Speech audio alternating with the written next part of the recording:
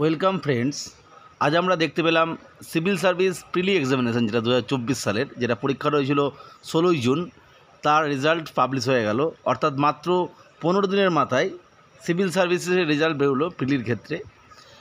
আমরা দেখতে পাচ্ছেন স্ক্রিনে যে ডেট 1 জুলাই, এবং এখানে প্রত্যেকের রোল নাম্বার ওয়াইজ যে নাম তার একটা পেজ রয়েছে, যাই হোক দেখে নেবেন। আর একটা গুরুত্বপূর্ণ বিষয় সেটা হচ্ছে, আমরা জানি WBCS-এর ক্ষেত্রে অর্থাৎ স্টেট সিভিল সার্ভিসের ক্ষেত্রে এবছরের যেটা 23-এর যে মেন এক্সাম, তার ডেট ঘোষণা হয়ে গেছে 16ই আগস্ট, কিন্তু তার এখনও পর্যন্ত প্রিলি রেজাল্ট প্রকাশ হয়নি।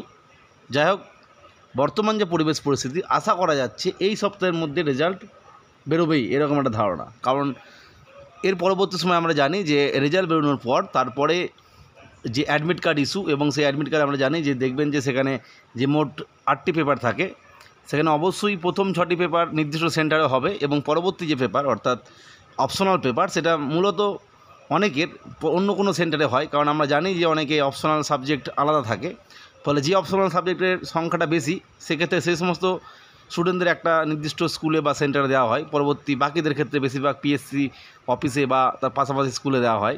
যাই হোক, এরকম একটা ব্যাপার থাকে। আশা করা যাচ্ছে এ সপ্তাহের মধ্যে রেজাল্ট হয়তো এসে যাবে WBCS প্রিলির। যাই হোক, এই তথ্যটা আজকে শেয়ার করলাম। এই ধরনের আরও তথ্য পেতে অবশ্যই আমাদের চ্যানেলটিকে সাবস্ক্রাইব করে রাখবেন। আজকের ভিডিও দেখার জন্য প্রত্যেককে অসংখ্য ধন্যবাদ।